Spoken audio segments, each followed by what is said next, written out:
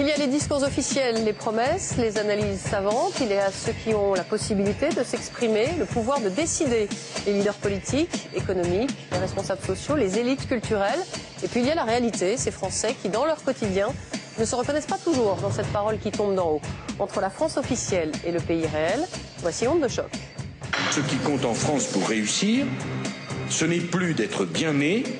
Pour réussir, c'est travailler dur et avoir fait la preuve, par ses études, par son travail, de sa valeur. On m'a dit il faut mieux faire une grande école. Alors j'ai fait une grande école. On m'a dit faut faire des stages. J'ai fait des stages. Et après on me fait ah bah non, il faut continuer à faire des stages parce qu'on ne peut pas vous payer, parce qu'il n'y a pas d'embauche, parce qu'il n'y a pas d'emploi.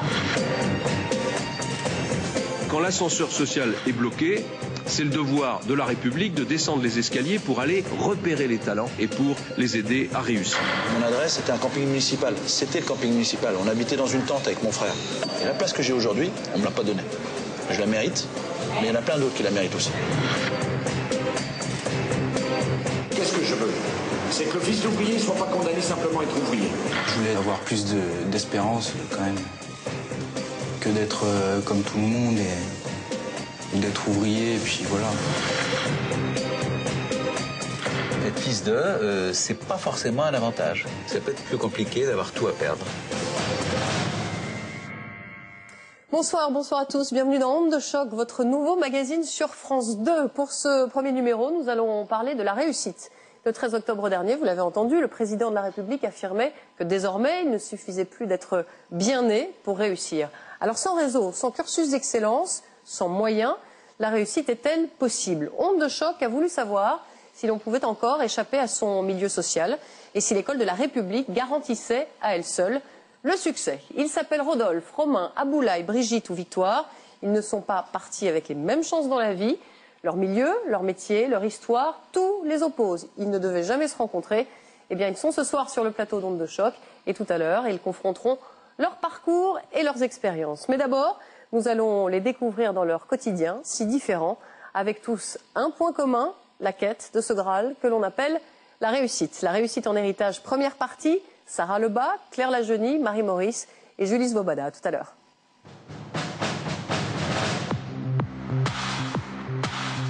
Genève, la ville des banques d'affaires, mais aussi la ville où réside Rodolphe Pedro. À tout juste 37 ans, cet ancien cancre est millionnaire. Bonjour Monsieur Pedro. C'est dans le palace le plus luxueux de la ville que Rodolphe Pedro organise tous ses rendez-vous d'affaires.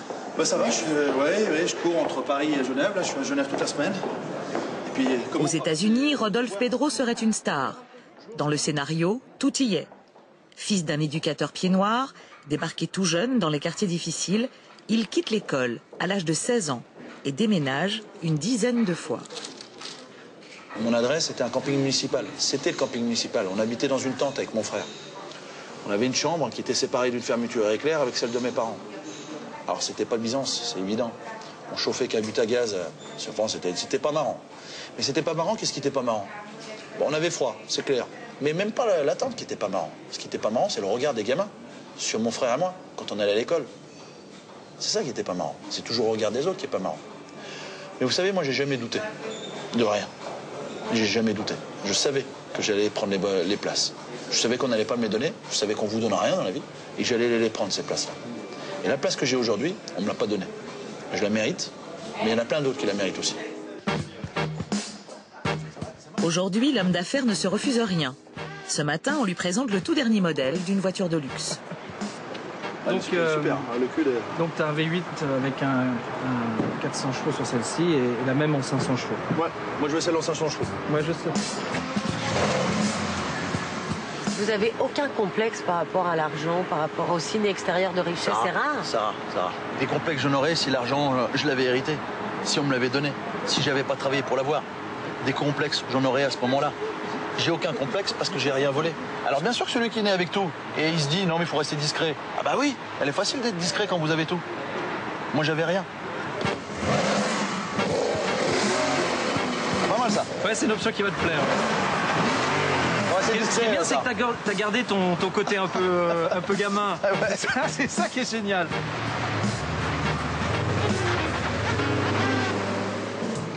Rodolphe Pedro a fait fortune grâce à une idée simple. vendre des produits financiers dans les banlieues, là où les banques se risquent rarement. Au cœur du 17e arrondissement de Paris, l'un des bureaux de Rodolphe Pedro. Sa société gère plus d'1 milliard d'euros et une centaine de collaborateurs dans toute la France. Bonjour. Black, blanc, beurre, 80% de ses employés sont issus des cités et la moitié n'a aucun diplôme. La motivation est toujours au rendez-vous ou pas? Ouais. Comment ça se passe? Bien? Joyce. Pour l'instant, moi j'ai des rendez-vous qui n'ont pas encore abouti sur des signatures, donc j'y travaille. Et qu'est-ce qui est difficile dans la prospection? C'est le téléphone? C'est quoi?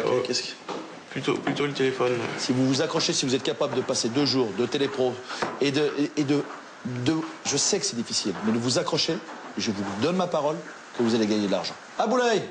J'ai pris le téléphone, j'ai un rendez-vous avec une bonne femme pour demain. Avec une dame, vous voulez dire? Ouais, une dame. D'accord. Une dame qui est intéressée par la dette fiscale et l'immobilier. Ouais. Et on verra comment ça va se passer. Vous allez finir marié si vous gagnez autant de pognon.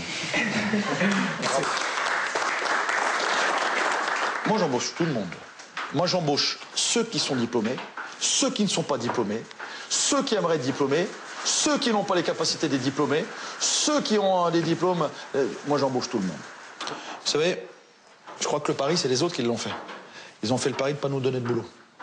Ils ont fait le pari de nous cantonner à avoir des métiers de merde, comme j'ai pu avoir, quand on ne sort pas de la bonne famille. Moi, j'ai fait aucun pari. J'ai juste dit que ça a fonctionné pour moi et que je ne voyais pas pourquoi ça ne pouvait pas fonctionner pour les autres. C'est cette notion de service, c'est ça que vous devez instaurer au R1. Pour leur donner une chance, Rodolphe Pedro leur a appris lui-même le métier de la finance. Désormais, ils sont officiellement conseillers en gestion de patrimoine. Me retrouver assis autour d'une table à parler de la finance, non. Vraiment, je me voyais pas. Et je trouve ça valorisant, en fait. Donc c'est pas une question de rapport de force d'y aller en force. Moi, d'où je viens, j'étais déjà au point zéro. Je pouvais que monter en niveau. Une fois la réunion terminée, c'est l'heure de la prospection.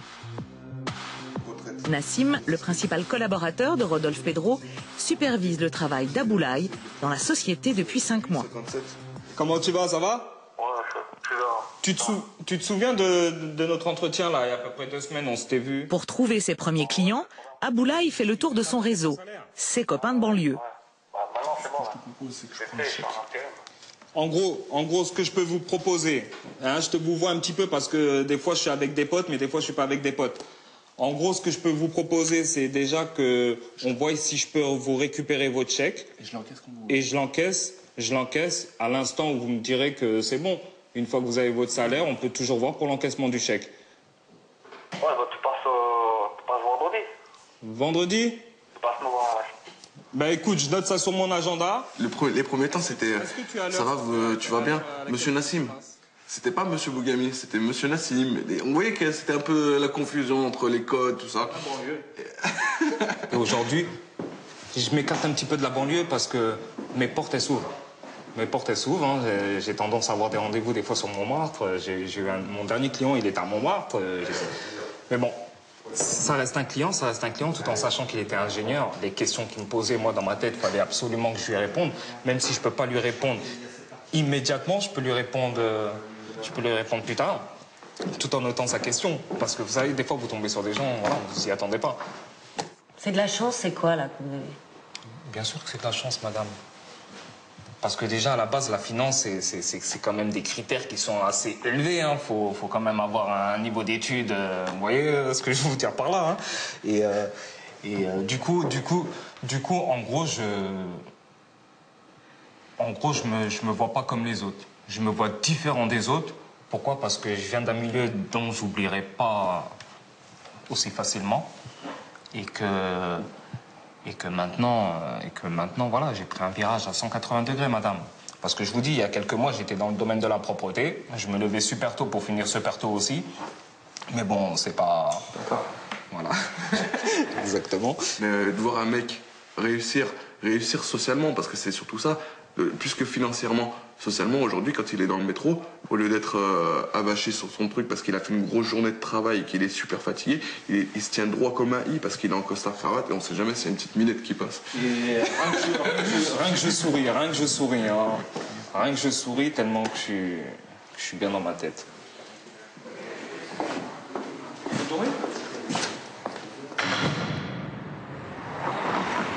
Ploufragan, près de Saint-Brieuc. La production de cette usine a été entièrement délocalisée à l'étranger. Déjà 206 ouvriers sur le carreau. Parmi eux, Brigitte, 47 ans, et mère de 2 enfants. Ça fait froid au cœur, ça fait mal. De passer dans ce qui est vide, c'est l'émotion, c'est les souvenirs qu'on a. J'ai débuté ici, moi. J'ai débuté aux pièces, je travaillais ici, dans cet atelier-là. Bon, c'est il y a déjà 28 ans, et maintenant il n'y a plus rien. Donc ça fait drôle, de se dire qu'il n'y a plus rien. Il n'y a plus rien pour nous, mais il n'y a plus rien pour nos enfants, quoi.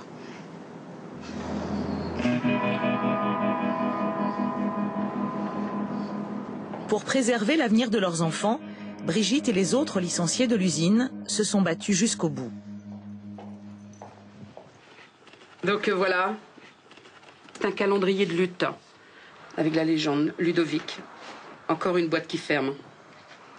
Là, ce sont 2 frères, conduits en état de légitime défense. Donc il a son casque. Attention, chute d'ouvrier. Chaque photo, chaque phrase signifie quelque chose pour les salariés, quoi. Au travers de ce calendrier, il ne s'agit pas d'aligner des rangées de pectoraux, mais de montrer comment un patron à 2000 km d'ici a mis à nu 204 salariés en les privant de leur emploi. Licencié lui aussi de l'usine, Georges, le mari de Brigitte.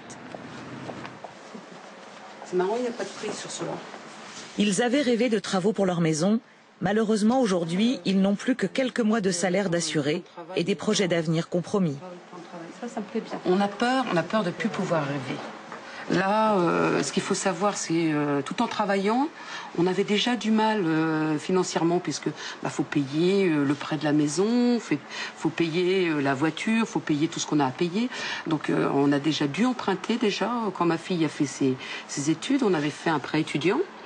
Et là, si on n'a plus de travail, comment on va faire pour financer parce que notre gars aussi aura sûrement des besoins, puis on veut. Il va falloir, pour eux, qu'on retrouve un travail demain.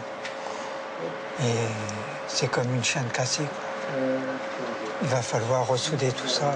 C'est ça. C'est celui-ci. C'était celui-ci. Et après, ça repartira. Mais tant qu'on n'a pas ça, c'est vrai que par la suite, comme dit Brigitte, s'il faut vendre la maison, on vendra.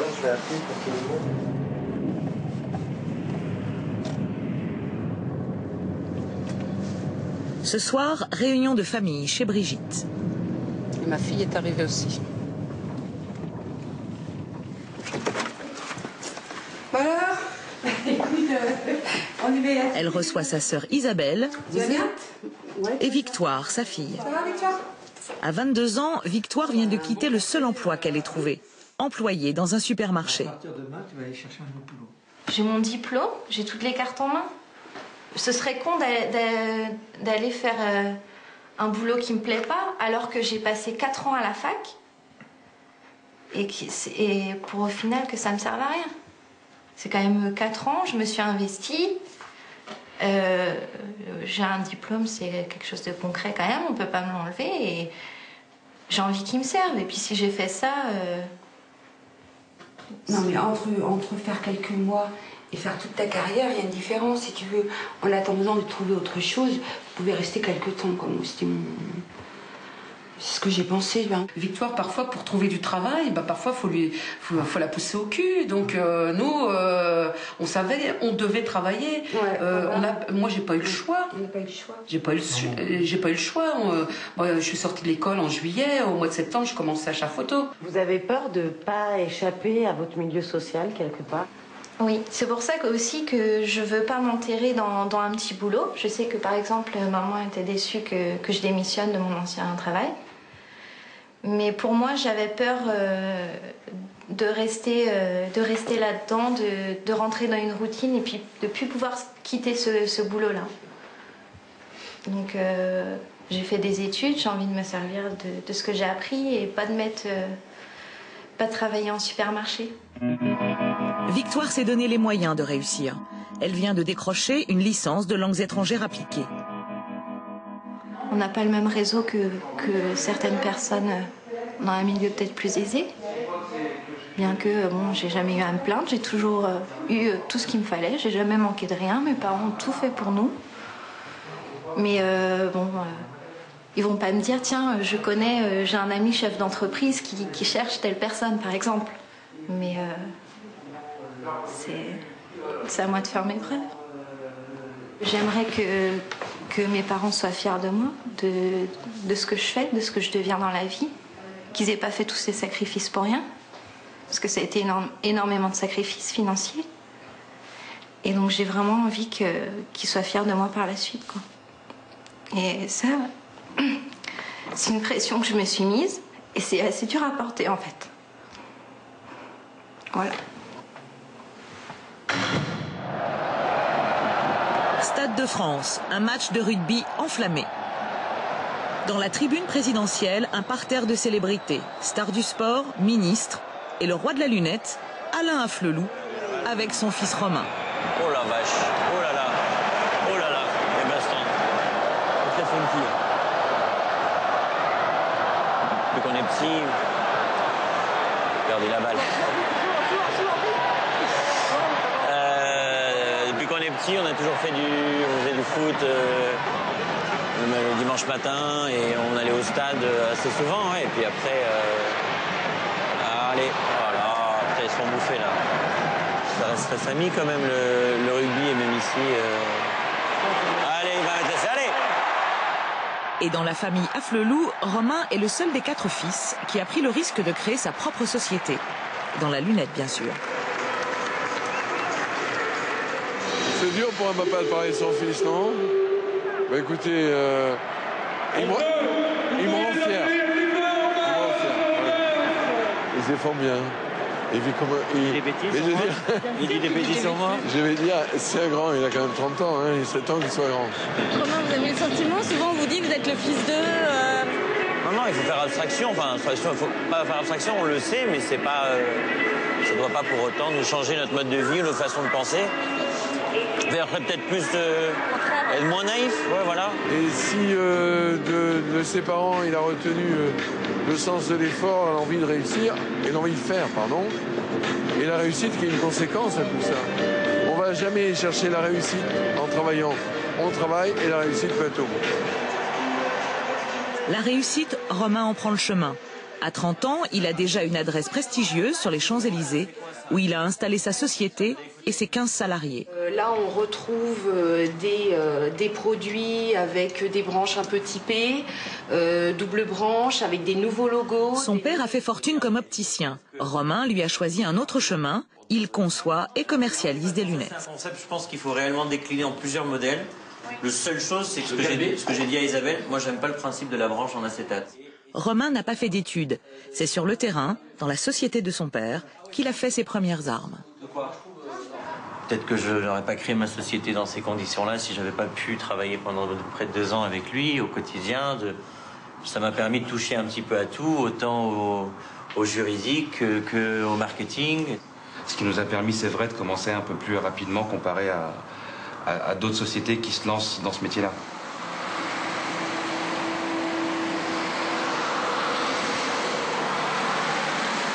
En VRP, Romain sillonne les routes de France à la recherche de nouveaux acheteurs pour ses lunettes.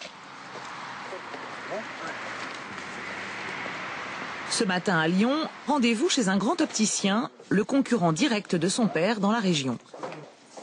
Romain fait la queue comme les 20 autres représentants des autres marques. C'est la pression, des journées comme ça met la pression. Là, on est tous les fournisseurs qui sont là. Et on va dire qu'ils vont faire la sélection en fonction de ce qu'ils vont aimer. Donc, on est garanti de rien, quoi. Dans la pièce d'à côté, Laurent Torillon, responsable de 14 points de vente, examine les modèles de Romain Afflelou. L'enjeu est de taille. Romain veut ouvrir son réseau à d'autres enseignes que celles de son père. Elle est pas un peu étroite. Non, mais la question qui est toujours sous-jacente, est-ce que ça nous apporte un plus? Non. Pour nos clients ou pas? Comment ça Je suis pas aussi radical quand même. C'est vrai qu'intrinsèquement, les produits on va dire, sont sobres, non révolutionnaires. Après, je pense que pour faire des volumes, le fait d'aller démarcher des concurrents du réseau à flux lourd, je suis pas évident que ce soit... à la fois son nom est fort, mais dans la démarche, je trouve que c'est plutôt un handicap. Mais c'est assez dur de se positionner, parce que soit on prend un malin plaisir à le snobber, et, je vais pas dire à l'humilier, mais dire voilà. Donc j'ai essayé de rester le plus objectif possible, voilà. Donc c'est vrai que c'est lui qui m'a démarché, qui a appelé. Donc c'est vrai que déjà au téléphone, c'est pas anodin, l'impact. On le prend plus facilement au téléphone ou pas? Oui, en l'occurrence, oui. Donc, donc on a déjà décidé de bosser avec vous. Ah ben super. Ouais, parce qu'on pense que ça va nous apporter. Donc on était notre premier... Pari réussi pour Romain. Il vient de vendre 650 paires de lunettes. Moi, si on m'avait dit que je travaillerais avec l'opticien de l'année il y a 6 ans, je ne pensais pas que mon père m'aurait cru, quoi.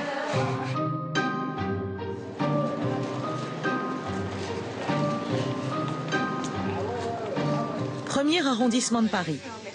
Comme chaque semaine, la famille à Flelou se réunit. Romain déjeune avec sa mère et son frère aîné, Laurent, qui, à l'inverse de Romain, est resté dans l'entreprise familiale. Je sais pas, il n'y a rien à gratter. Vous n'êtes pas héritier, fils d'eux, arrivé Si, Laurent, oui. Enfin, vous êtes quand même privilégié, ça vous a dit. Ça, on est conscient de la chose. Ça, c'est clair que par rapport au commun des mortels, on a la chance de vivre dans des conditions que peu de gens connaissent. Donc ça, on en est conscient et reconnaissant, quoi. Ça, c'est clair. Absolument. C'est pas pour ça qu'on fait rien. Exactement, c'est pas pour ça qu'on fait rien. S'ils avaient été comme ça, ils auraient reçu un coup de pied derrière, vite fait. Je pense que j'aurais pas apprécié du tout, et leur père encore moins. Je pense qu'ils ont vu leur père quand même qui travaillait énormément, qui investissait beaucoup, et donc ils ont compris que ça lui est pas arrivé sur un plateau doré. Moi j'ai 30 ans, la société de mon père a 30 ans. Mais je sais pas, j'ai connu, on va dire, l'ascension en même temps que on n'est pas né avec. C'est pas comme s'il y avait 1000 magasins aujourd'hui et que. Non, on l'a vu travailler, on a vu la société se développer, et donc c'est le meilleur exemple, quoi.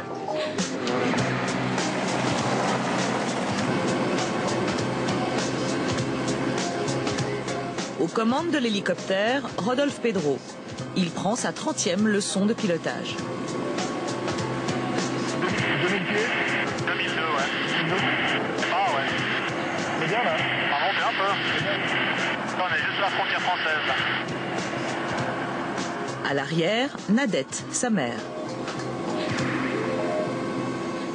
Direction Haute-Nandaz, une petite station des Alpes suisses. C'est ici, dans le chalet familial, que Rodolphe Pedro passe tous ses week-ends, avec sa femme, Sonia, et ses 4 filles. Attention, Chaya.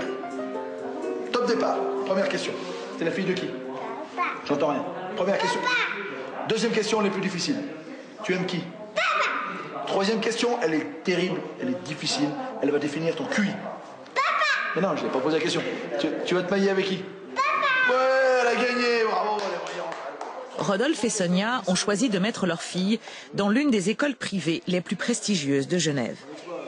On les éduque pas dans une idée, dans un esprit, il faut tout leur donner. Non, on leur explique bien que ce que nous on a travaillé pour l'avoir, et que si elles veulent quelque chose, il va falloir qu'elles travaillent. Et toi, Mémé, tu veux faire quoi plus tard alors? Avocate. C'est bien, mais il faut faire des études. Papa, il a fini le premier de la finance. Alors moi, je peux être premier des avocats. Elles feront ce qu'elles ont envie de faire. Mais il y a une chose qui est sûre, c'est que je suis sûr qu'elles auront faim de faire quelque chose. Parce que ça, c'est les parents qui leur ont donné. Mais je ne crois pas que c'est parce qu'on vient de milieux modestes. Je crois tout simplement, c'est parce qu'on a été éduqué comme ça. Je l'ai été en tout cas par ma mère, qui m'a donné cette valeur du travail. Et c'est ce qu'on donne à nos enfants. Dernière assemblée générale à l'usine Chafoto et Maury. Pour Brigitte et les autres licenciés de l'usine, c'est la fin d'une histoire.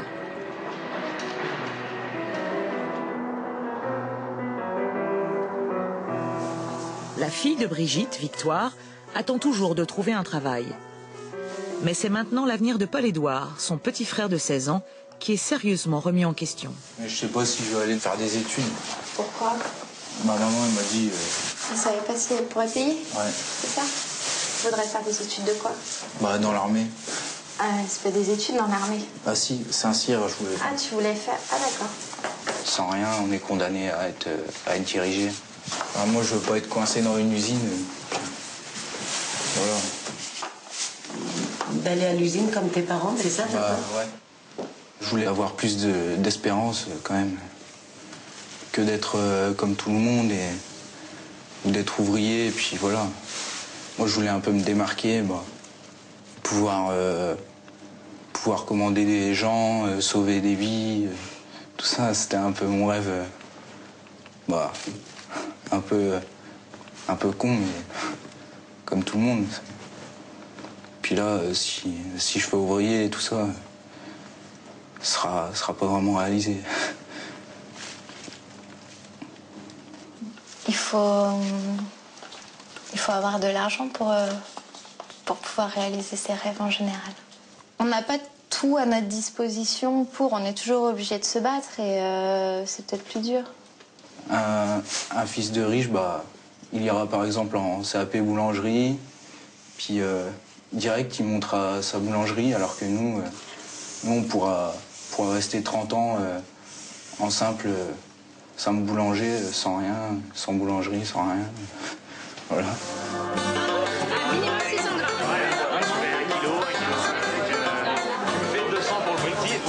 Ce soir, Romain retrouve ses amis d'enfance dans un restaurant parisien. Ils ont tous fréquenté les mêmes écoles. On est restés très copains, toute la bande. Avocats, traders ou chefs d'entreprise, ils ont réussi. À une seconde, on s'est dit, bon ben c'est pas grave, on va se la couler douce et on est au chaud. C'est une question d'éducation, mais même s'il y a des gens qui veulent travailler et qui pensent la même chose, ils n'ont pas forcément les mêmes avantages. Donc oui, nous on a été privilégiés. C'est clair qu'on a eu de la chance, grâce à la réussite de nos parents, d'être dans ce milieu-là, oui, parce qu'on a pu voyager, on a pu faire pas mal de choses, mais ça ne nous empêche pas de nous bouger nous-mêmes. De ce côté-là, on n'a pas été pour égater. Pour moi, les diplômes, ça suffit. Oui, elle est avocate. Et bon, alors, je suis dans un cabinet américain à Paris et j'ai pas eu besoin de réseau pour être dedans. C'est pas tout le monde qui peut même avoir un diplôme, peut trouver du boulot aujourd'hui. Alors évidemment, j'ai eu de la facilité pour aller évidemment faire aux États-Unis un master, revenir.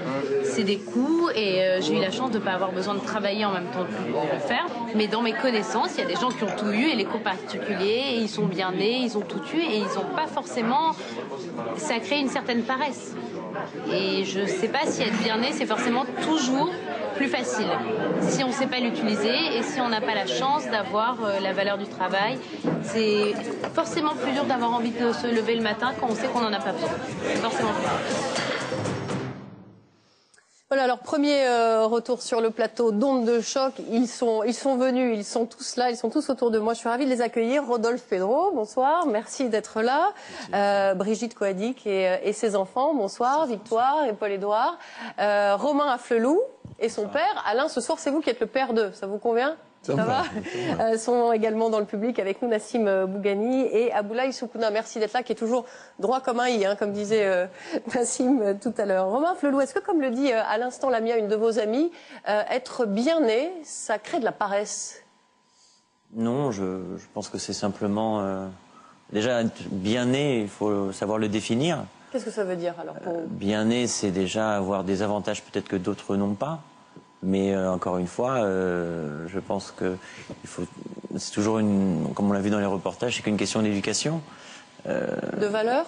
De valeurs transmises, du travail, du respect des autres. Donc oui, ça peut être des avantages. Rodolphe Pedro, vous le dites clairement, quand on vient pas des bonnes familles, je vous cite, on a des boulots de merde.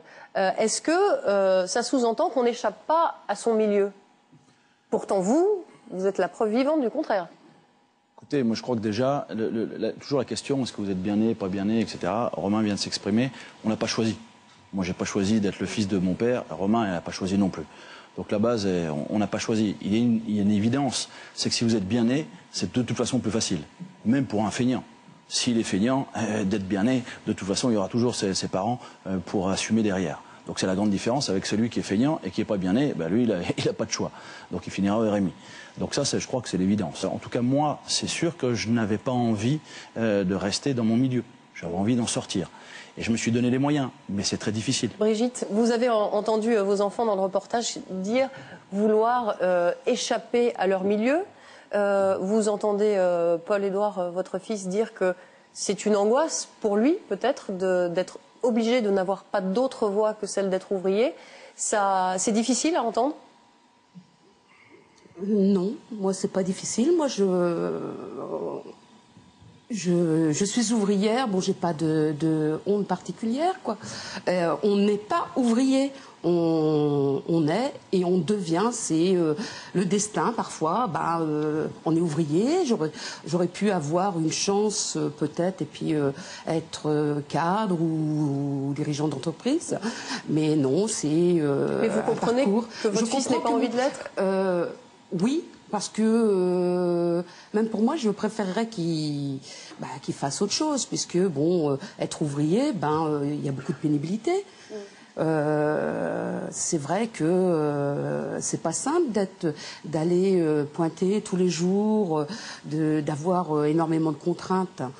Mais par contre, quand on est ouvrier, on a les mêmes valeurs que Monsieur Afflelou, parce que les valeurs du travail sont très importantes, et elles sont très importantes pour moi. Le respect, c'est important. Vous avez raison, madame. On l'a ou on l'a pas. Et moi, je suis le dernier à passer dans mes bureaux, derrière, dans ma société, éteindre les interrupteurs que les gens oublient d'éteindre, parce que je crois que j'ai été élevé comme ça. Alors, j'ai pas cherché à transmettre quoi que ce soit aux enfants. J'ai 4 fils, ils ont fait ce qu'ils ont voulu. C'est sûr que ça les aide, hein.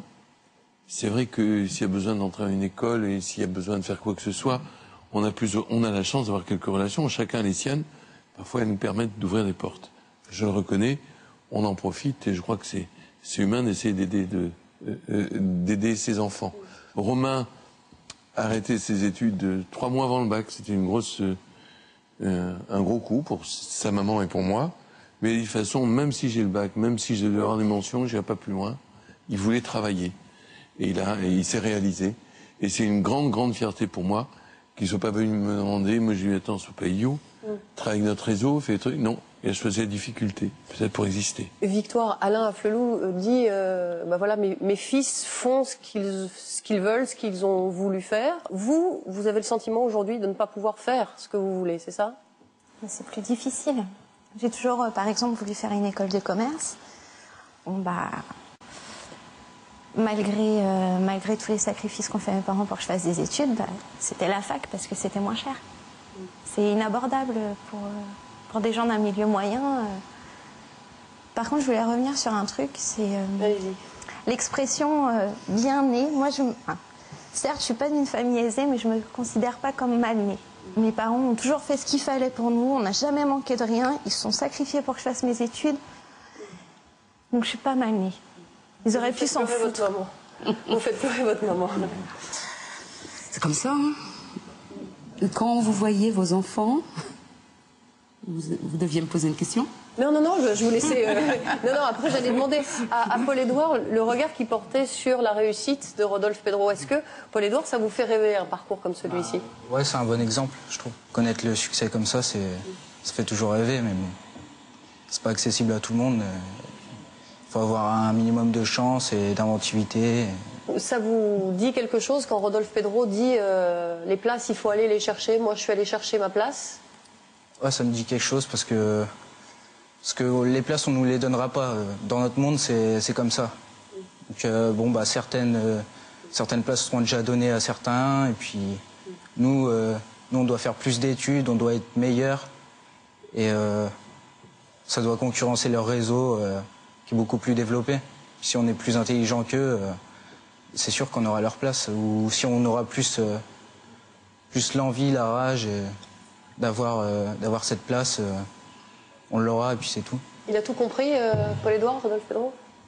Oui, il a tout compris, mais il y a juste un truc, Paul-Édouard, où je ne suis pas d'accord avec toi. C'est quand tu dis, à un moment donné, c'est la chance, et ça, c'est pour les autres, etc. Je vais te dire une chose. Le vrai secret, c'est qu'il n'y a rien d'impossible pour personne. Le tout, si tu le veux, si tu veux quelque chose, tu vas le chercher. Ça, c'est une chose qui est sûre. Donc ne pense pas que c'est pour les autres. Ne pense pas que le reportage, il est que pour les autres. Un jour, ça peut être toi ici. Ça, c'est sûr. N'en doute pas. Déjà, si tu n'en doutes pas, tu pars gagnant. Rodolphe Pedro, allez chercher les places. On a bien une idée, mais qu'est-ce que ça veut dire? Qu'est-ce que vous avez fait, vous? Vous avez dormi devant les portes des gens que vous vouliez rencontrer? Vous aviez décroché votre téléphone 50 fois par jour? Qu'est-ce que vous avez fait? J'ai fondé cette compagnie financière il y a 15 ans aujourd'hui, mais c'est un travail. Je suis créateur d'entreprise depuis mes 17 ans. J'étais en faillite personnelle, j'avais 21 ans. Donc j'ai connu des échecs, beaucoup d'échecs, pour arriver à comprendre pourquoi j'avais ces échecs et arriver à trouver finalement l'énergie et à me reconstruire à chaque fois. Parce que c'est très difficile. Ça, c'est un aboutissement. Ça fait déjà 20 ans que je suis à mon compte. J'ai 37 ans aujourd'hui, ça fait déjà 20 ans. Mais il y a une chose qui est sûre, c'est qu'à chaque fois que tu te casses la figure, bah, tu recommences. Parce que de toute façon, tu n'as pas le choix. J'ai commencé à l'usine. J'avais 16 ans et demi, j'étais à l'usine. Le seul diplôme que j'ai, c'est celui de soudeur. J'étais soudeur semi-auto. J'ai commencé à l'usine, je connais bien l'usine aussi, mais je ne voulais pas y rester. Je m'étais promis d'en sortir. Oui, Alain Flelou, vous vouliez réagir. Que bien né ou mal né, il ne faut pas que ce soit un prétexte, je dirais, pour ne pas oser entreprendre. Je crois qu'avant tout, dans la vie, on a envie d'entreprendre. Entreprendre, pas forcément une entreprise, mais sa vie. Vous avez le droit et vous exprimez très clairement vos refus. Vous dites, je n'ai pas envie de vivre cette vie, j'ai pas envie de faire des choses pour lesquelles je ne m'étais pas préparé. Mais on ne va pas venir vous chercher. Donc quoi qu'il arrive, prenez votre vie en main et vous verrez. Si votre diplôme ne vous sert à rien, vous n'allez pas dormir dessus. Alors, c'est ce qu'a fait Victoire. Hein, c'est une première décision de dire j'ai un emploi dans un supermarché à la caisse. C'est bien ça, Victoire? Non, c'était en mise en rayon, mais dans un supermarché, voilà. Vous dites que voilà, c'était déjà un premier pas quand même de dire. Mais elle sait ce qu'elle veut pas. J'ai peur d'inquiéter ma mère, voilà, mais j'ai pris cette première décision d'arrêter d'avoir cet emploi-là parce qu'il ne me correspond pas. Oui. Hein, Victoire, c'est bien ça. Bah, disons, quand je suis sortie de la fac, j'étais pressée de travailler. Et devant les refus, n'ayant pas d'expérience, j'ai pris... Fermer les portes pour vous fermer les portes? Oui, parce que vous avez des diplômes, mais vous n'avez pas d'expérience. Donc on préfère quelqu'un qui est déjà formé à ce poste. Donc c'était souvent les mêmes réponses.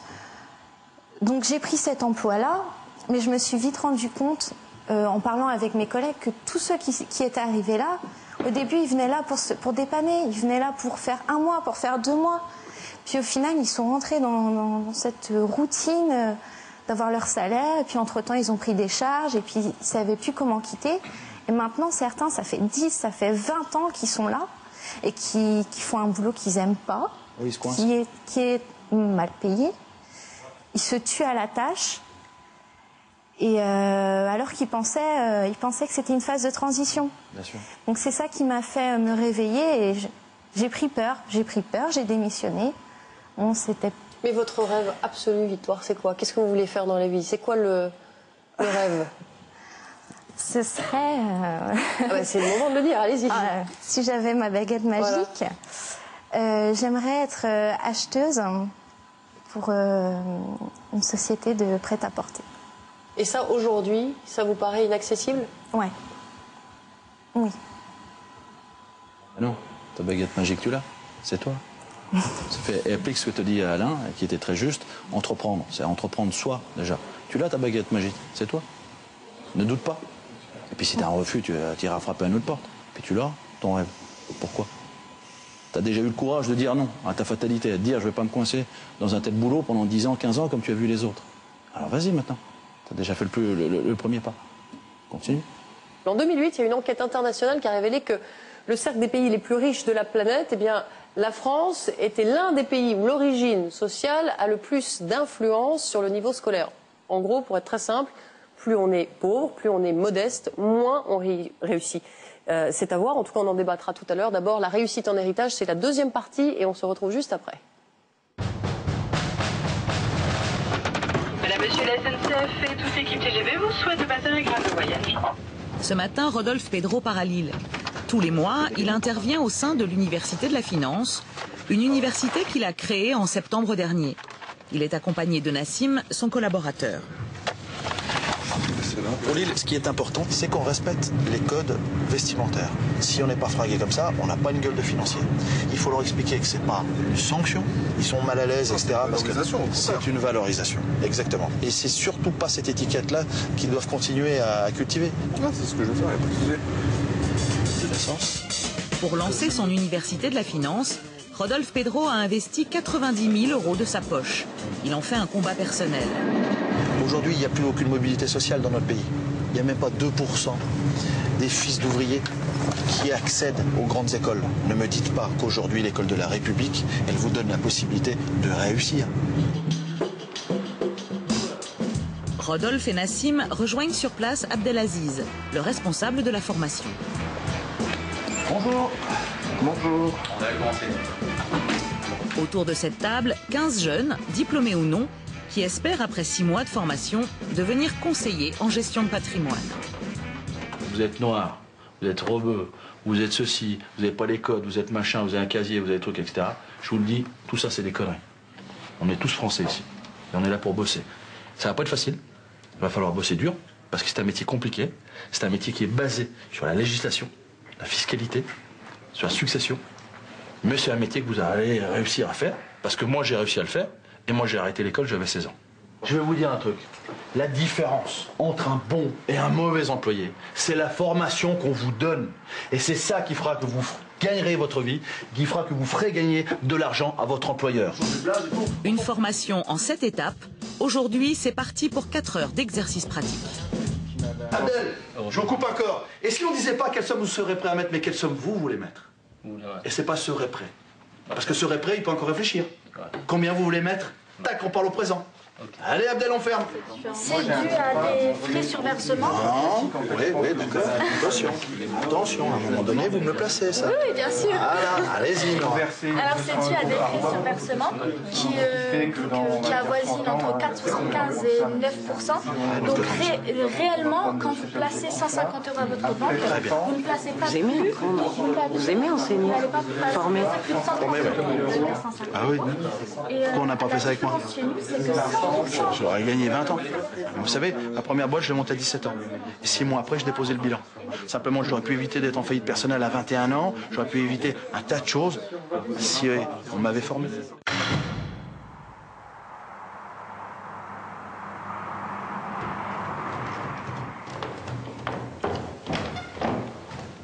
Thibaut a 17 ans.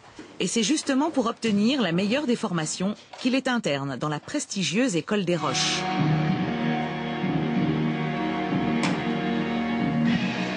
Capitaine de sa chambrée, Thibaut est chargé de réveiller ses compagnons.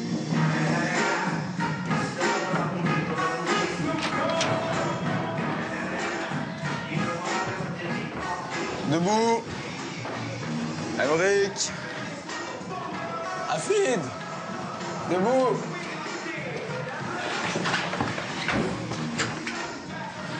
Ravive. Ah putain, mais t'es con. Debout, ravive.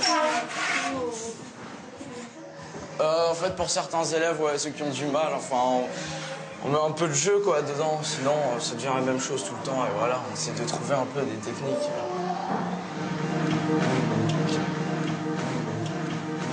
C'est magnifique. L'École des Roches, en Normandie. Un parc de 60 hectares qui abrite un collège et un lycée. Les élèves triés sur le volet vivent ici, dans ces maisons.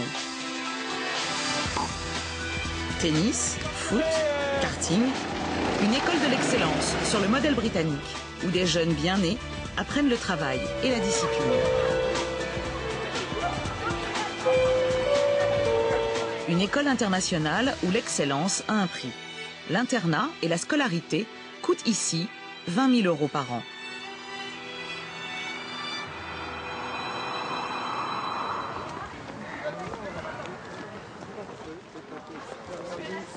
Il est 8 heures, les cours commencent.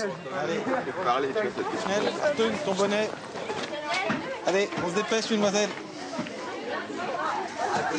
Claude Dulac est le chef de la maison de Thibaut. C'est aussi le conseiller principal d'éducation. Je passerai dans les classes peut-être ce matin. Il veille à ce que les élèves arrivent à l'heure. Il vérifie aussi les tenues. Ici, les élèves portent l'uniforme de la semaine. Pantalon noir, chaussures de ville et parka. Tu penses à ta capuche, s'il te plaît, mon ami. Merci. Vous vérifiez les tenues comme ça? Oui, là, il y en a un qui est passé, il était en capuche, vous voyez, et en plus, c'est quelqu'un de notre maison. Donc, je lui ai dit qu'il fallait qu'il se change, hein. Donc, il va enlever sa capuche un petit peu plus loin. Bonjour. L'école des Roches affiche un taux de réussite au bac exemplaire. 100% pour le bac littéraire et 92% pour les scientifiques. Les enfants sont plus encadrés qu'ailleurs. Une dizaine d'élèves par cours et une pédagogie sur mesure. On y apprend même l'arabe dès la 6e. En cours particulier.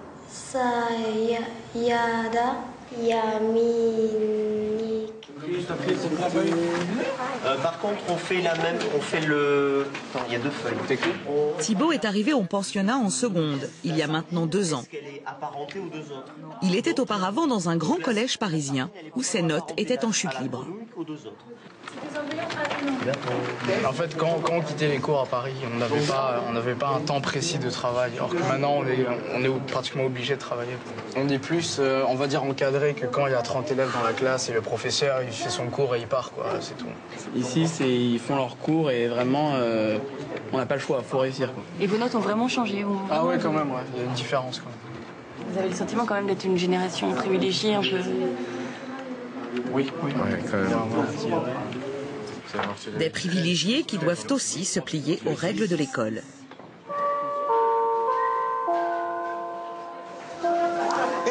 Attends. Vous êtes gentil. Mesdemoiselles, vous êtes gentil de ne pas passer par ici. C'est une sortie de sécurité ici. Discipline et travail. Aux Roches, on a l'ambition de former les décideurs de demain. On essaye de faire d'eux qu'ils soient dans l'excellence. Hein, et qu'ils soient pour le futur les élites, comme il y en a eu beaucoup dans l'école qui sont passées. Hein. Aujourd'hui, quand on voit les anciens rocheux, il y en a beaucoup qui ont occupé ou occupent des postes importants. Notre but, c'est de pouvoir leur assurer leur avenir. Bon, maintenant, ça leur appartient.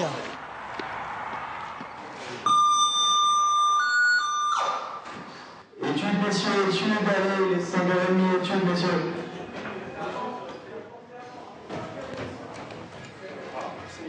Alors, tu te dépêches, tu vas en études. T'as rien eu faire de l'après-midi? Tu étais au golf. Hein? Mais ça fait un moment que vous êtes rentrés du golf. Non.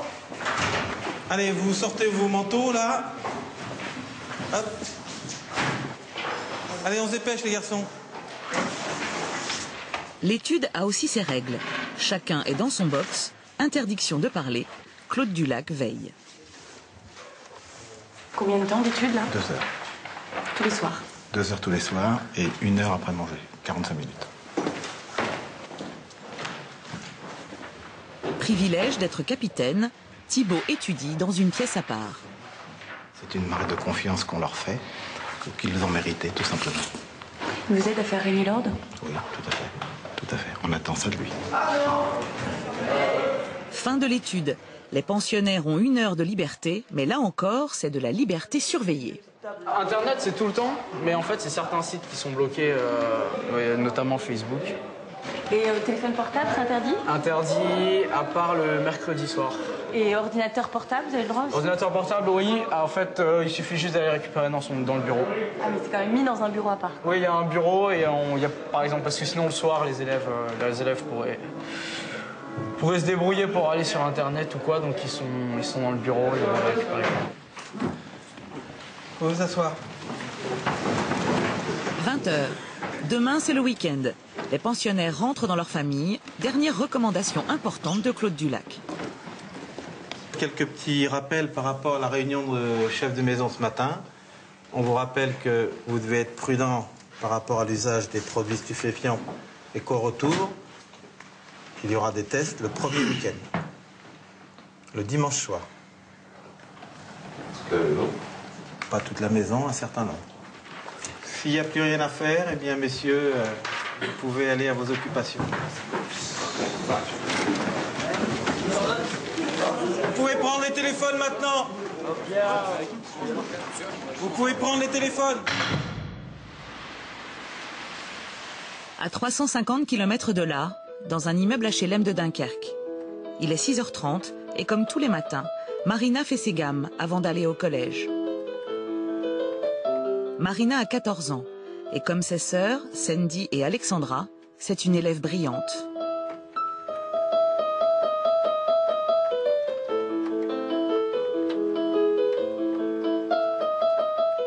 Elle apprend toute seule. Hein. Elle apprend toute seule par rapport au son de la musique. Ah oui, elle prend pas de leçon? Non, non, non, non, elle n'a jamais pris de leçon. C'est par rapport au son, elle reconnaît la note. Impossible pour Isabelle de payer à ses filles des cours particuliers. Elle vit seule avec ses 3 enfants. Allez, bonne journée. Merci. Comment vous vivez aujourd'hui? Vous travaillez? Ben oui, j'ai trouvé un petit travail. Je suis encadrante en restauration scolaire. Pour l'instant, c'est tout ce que j'ai. C'est que 1h50 par jour. 1h50 par jour? Ouais. Ouais. Vous arrivez à en vivre? Comment vous vivez? C'est quoi vos revenus, Isabelle? Ben, mes revenus, c'est les allocations familiales, le RSA, ben, ce petit boulot, ben, la pension alimentaire que mon ex-mari donne pour les enfants. Et puis, c'est tout, voilà. Au total, ça fait... Au total, on va dire, ça fait 7, 9, ça fait 1100 euros. Marina part à pied à l'école. Direction le collège de Westhoek, à 30 minutes de marche. La jeune fille est en 3e. Elle a des rêves plein la tête. Techno. Je voudrais un métier dans l'art ou dans la musique. J'avais pensé à illustrateur, mais je sais pas. Nous sommes dans l'un des 250 collèges les plus difficiles de France. Ici, plus de 80% des élèves sont issus d'un milieu très défavorisé. Alors un programme spécial appelé Ambition Réussite a été mis au point pour donner un peu plus de chance à ces collégiens. Classe réduite et plus d'encadrement. Et ça marche pour Marina. Ce matin, en présence de sa mère, on lui remet son bulletin scolaire. Donc il n'y a pas de problème particulier. Marina, elle a 16,64 au premier trimestre. Donc c'est plutôt bon, on va dire. Hein. Les moyennes sont toutes parmi les meilleures de la classe. Tout le monde a tenu à la féliciter au conseil. Donc vous pouvez voir, il n'y a pas de problème, tout va bien. Jusqu'à maintenant, il n'y a plus qu'à continuer comme ça au 2e trimestre. Bien préparer le brevet blanc. Contente du bulletin de votre fille? Ah oui, très belle. Ah oui, très contente. C'est de mieux en mieux d'ailleurs, je trouve. J'espère que ça va continuer ainsi. Ben, je vois pas pourquoi ça changerait d'ailleurs. C'est ton objectif jusqu'à la fin de l'année, c'est la première? Ouais, j'essaye, ouais. Et qu'est-ce qu'il dit le règlement intérieur? Bien, tu repars là-bas? Voilà. Hein? Oui. Je vois ta famille demain. À la tête de cet établissement, Bernard Hénon, le principal. Ah si. Parce que je crois que t'as pas bien compris pour l'histoire de la cantine. Parce que normalement, t'aurais dû être à la cantine déjà depuis lundi dernier. Depuis 3 ans, il se bat au quotidien pour amener plus de réussite à ses élèves. Et ça marche. 80% obtiennent le brevet.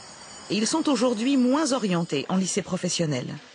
Tiens, Cody, comment ça se fait que t'es là tout seul? Il doit y avoir un souci, à mon avis. On va voir ça après. Évite de t'appuyer sur le mur. Il y a des agents qui nettoient. Aujourd'hui, Bernard Hénon a convoqué tous les parents des élèves de 3e pour leur parler de l'avenir de leurs enfants. Mais comme d'habitude, il préfère une réunion à une lettre d'information. Les documents papier n'ont pas de valeur. Ça a pas de... Les familles sont tellement, à mon avis, reçoivent tellement des relances, des factures, des relances. Ça donne un statut au document papier qui est un peu particulier et très connoté. Donc, moi, j'aime bien lui donner une coloration plus humaine, plus... Bon, c'est du cinéma, hein. C'est du cinéma. Mais obtenir des résultats, enfin, j'espère, je fais le pari que j'aurai du monde. Bon, alors, est-ce que ça se remplit? Oui, on va y arriver, on va y arriver. Ça va? Mais comme souvent, très peu de parents ont fait le déplacement. La mère de Marina est là, bien sûr. Toutes les filles veulent être vendeuses, puéricultrices, esthéticiennes, Coiffeuse. Alors que le marché de l'emploi, c'est pas forcément ça. Vendredi, il y a un événement très important pour nos gamins. Ça s'appelle les vendredis de la métallurgie. Donc vos enfants vont être dans une situation extrêmement riche. Ils vont rencontrer des gens des DRH, vous savez, direction des ressources humaines des entreprises. C'est-à-dire pas des profs, des vrais pros du recrutement. Donc je pense que c'est vraiment quelque chose de fort pour nous de montrer, de donner de l'espoir à nos jeunes. Hein. Parce que ça sert à rien de les faire faire des études pour dire de faire des études. Moi, je veux que ça mène à quelque chose. Vous pensez que la métallurgie, ce sera un métier pour elle? Je sais pas, peut-être que oui. Je pense que ça va lui ouvrir quelque chose. Pour moi, oui. Monsieur Hénon, pourquoi la métallurgie? Parce que Dunkerque. Et que le tissu, l'industrie lourde est très très représentée à Dunkerque et on n'a pas le droit de se couper de ces possibilités-là. Hein. L'orientation, c'est coller aux envies des jeunes, à leur potentiel, mais aussi coller à une offre de terrain. Et l'offre de terrain, ici, c'est quand même l'industrie.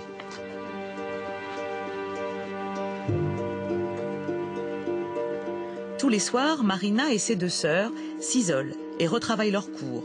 Elles font tout pour réussir leurs études et éviter d'être mises sur une voie. Isabelle, leur mère, a quitté l'école avec un simple CAP en poche. Moi, je veux qu'elles aient tout ce que je n'ai pas eu moi. C'est-à-dire? J'aurais voulu m'en sortir aussi au début, avoir un diplôme, pouvoir rentrer dans un métier avec un diplôme et puis avoir quelque chose de bien. Et bon, là, c'est pas le cas. Bon, moi, je peux toujours travailler sans diplôme, hein, mais on n'a pas toujours tout ce qu'on veut. Donc, pour elles, j'espère bien qu'elles vont réussir dans la vie, qu'elles auront du travail et qu'elles pourront profiter de la vie. 5, j'ai dit 4. 5.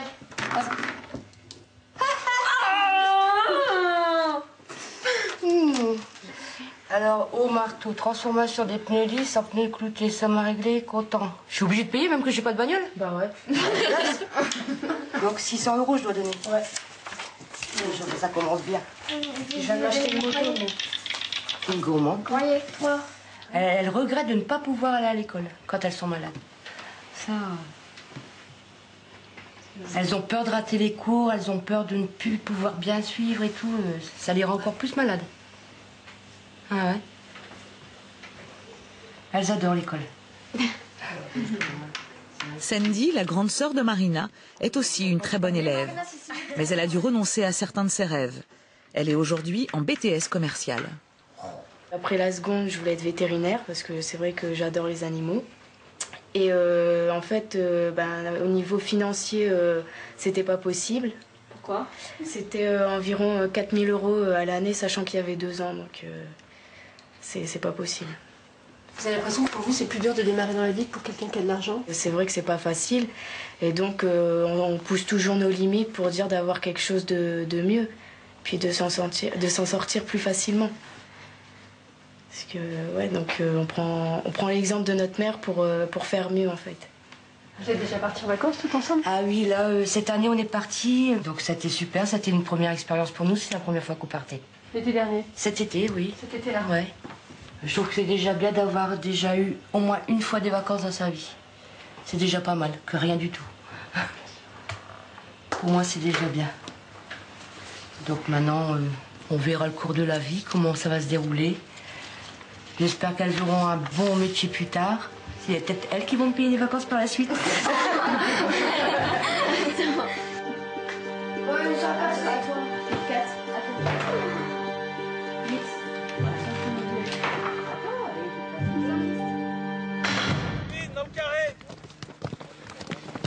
Retour aux Roches, le pensionnat privé de Normandie. Dans la même surface, les garçons, on est en jonglage.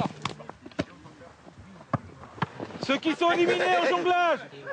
C'est Monsieur Dulac, le chef de la maison de Thibaut, qui assure l'entraînement de foot. Vous réduisez, on réduit la zone de moitié, par ici. Par ici, zone de moitié. Ceux qui restent.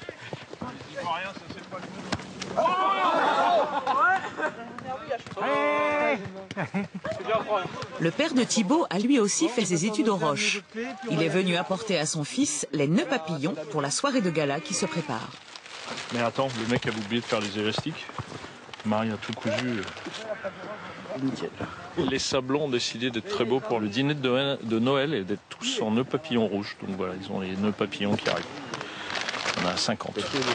Il y aura un dîner en maison avec petite fête sympa et tout. Et après, il y a le petit bal, la soirée dansante dans l'amphi. Et voilà. Et d'ailleurs, je m'occupe de la musique demain soir. Donc, Pourquoi vous avez mis vos enfants ici à l'école des Roches? Je crois que vous le constatez par vous-même, ils sont heureux et épanouis. Moi, je dis souvent, ils ne sont pas là seulement pour avoir un enseignement. Je dis c'est une école d'hommes, homme avec un grand H. Puis quand on l'a fait soi-même, on sait exactement ce que c'est, on sait ce qu'on a fait, on sait ce qu'on y a gagné, on sait ce qui a été difficile, mais ce qui est utile après dans la vie. On réduit ici. C'est difficile de vivre avec les autres. Ça vous a aidé dans votre carrière professionnelle après?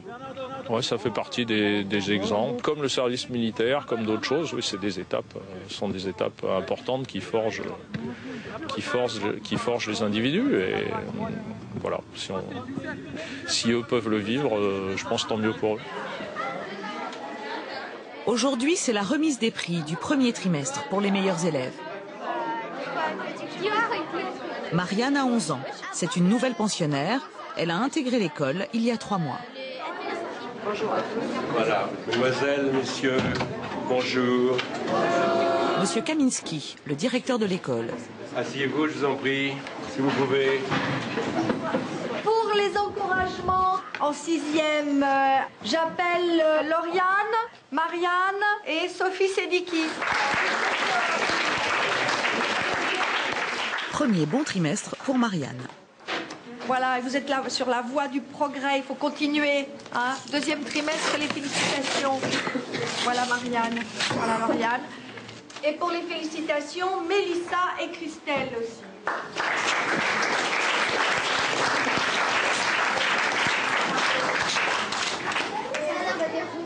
Marianne, première fois que tu reçois un prix comme ça, t'es contente? Oui. Tes parents vont être contents, tu penses? Je sais pas. Quoi, ils auraient voulu les félicitations? C'est ça?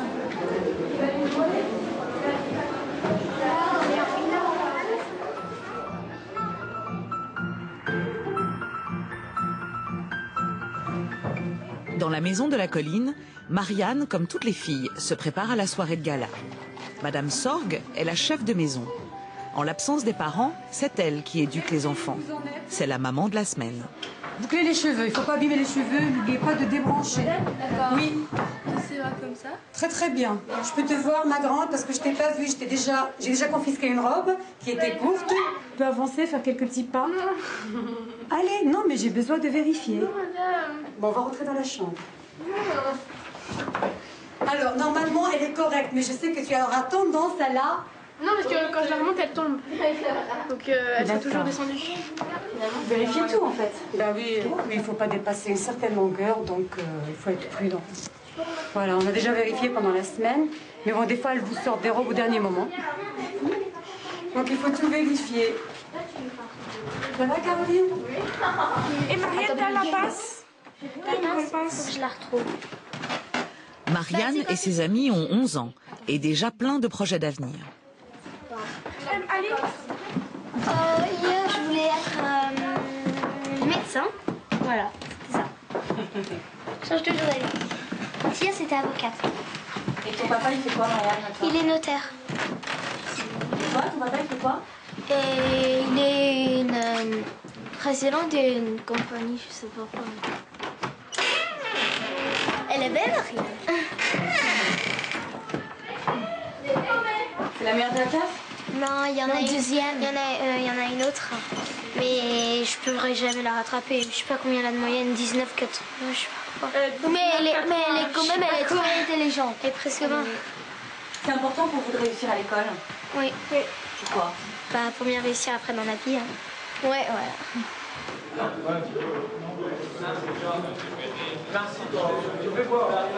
Dans la maison des Sablons, les garçons se préparent aussi à la fête. C'est Thibaut qui fait la distribution des nœuds papillons. Ça, c'est la pendaison. Attends, on va l'ouvrir carrément. Notre chorale, s'il vous plaît, nos chanteurs. Allez, rentrez dans cette salle. Je vais chercher le texte. Et pour l'occasion, les garçons ont organisé une surprise à la direction.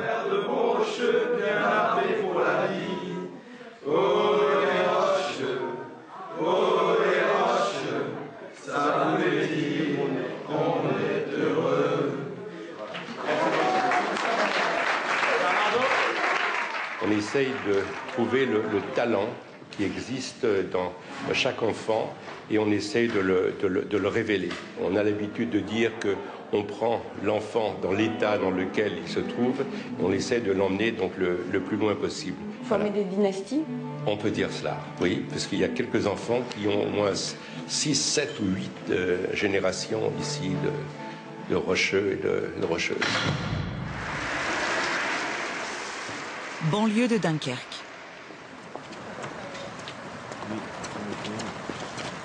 Pour Bernard Hénon, le principal du collège, c'est une journée importante. Son collège, classé ambition réussite, a mauvaise réputation.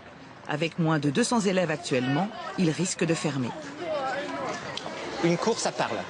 Hein? Ça, c'est ennuyeux, mais c'est pas la catastrophe. Des mégots dans les coins, ça serait très ennuyeux, par exemple. Venez, on va aller faire un petit tour sur les espaces d'EPS. Bernard Hénon va tout faire pour convaincre ses parents d'élèves de CM2 de scolariser leurs enfants ici l'année prochaine.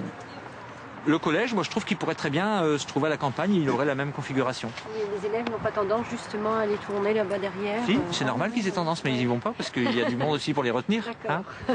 On a plus de monde qu'ailleurs. Je vais vous embêter 2 minutes. Entrez, mesdames. Je suis en train d'essayer de montrer qu'on a du beau matériel, comme dans les autres collèges, mais les élèves le respectent. On aurait déjà des traits de feutre sur les parties basses qui sont là. Vous voyez, par exemple, ça c'est très tentant. Voilà, je vous dérange plus, madame. Madame, vous êtes sur quelle école? Vous êtes fait déjà vous savez déjà à peu près comment ça va se passer pour vous? Bon, de toute façon, je vous dis, l'idée aujourd'hui, c'est d'engager une discussion avec vous, hein, que vous puissiez, comment on va dire, armer vos choix. Hein. On a toujours dit que le Westhoek n'avait pas une bonne renommée. Voilà. Et aujourd'hui, vous pensez quoi? À voir, ça a l'air d'être correct. Nous, travailler avec des écoles qui ne sont pas du réseau Ambition Réussite, c'est la garantie pour nous d'une mixité sociale qui est vraiment notre, j'aime pas ce mot-là, mais qui est notre fonds de commerce. Hein. Ça fait progresser tout le monde, cette mixité. Merci beaucoup, madame. Merci, madame. Fin de la visite, Bernard Hénon espère avoir gagné quelques élèves. Ce matin, pour Marina, qui rêve de travailler dans l'art ou la musique, l'ambition et la réussite, c'est un passage obligé par la case métallurgie. Des ouvriers sont venus tout spécialement leur vanter le travail en usine. Donc les opérateurs, ils ont tous les manettes, tous les boutons, ils ont tous les écrans. Et en fait, c'est comme si ils manipulaient une grosse console de jeux vidéo.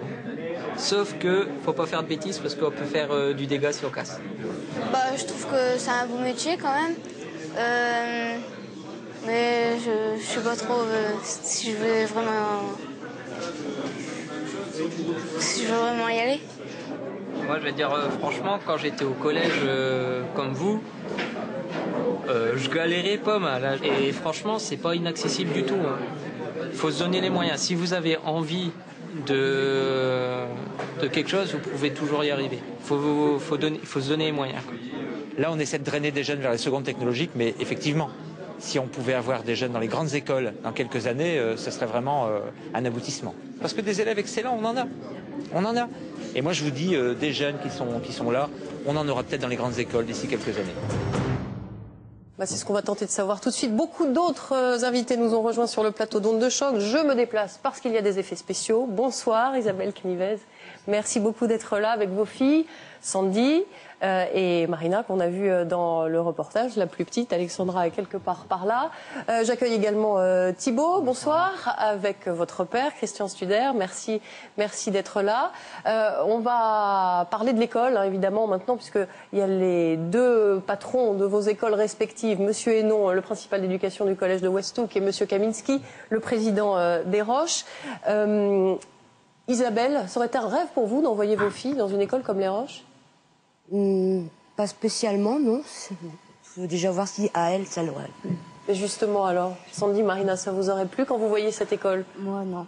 Pourquoi? Non, personnellement, non, parce que la volonté vient de soi-même et comme j'ai la volonté, j'ai pas besoin de ça pour réussir dans ma vie, pour avoir envie d'étudier. Ah bah là, je vous demande, Thibaut, alors.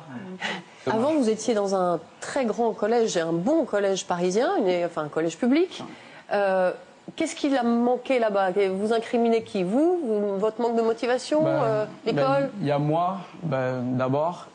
Il y a l'école parce qu'en fait, les professeurs n'étaient pas vraiment sur nous.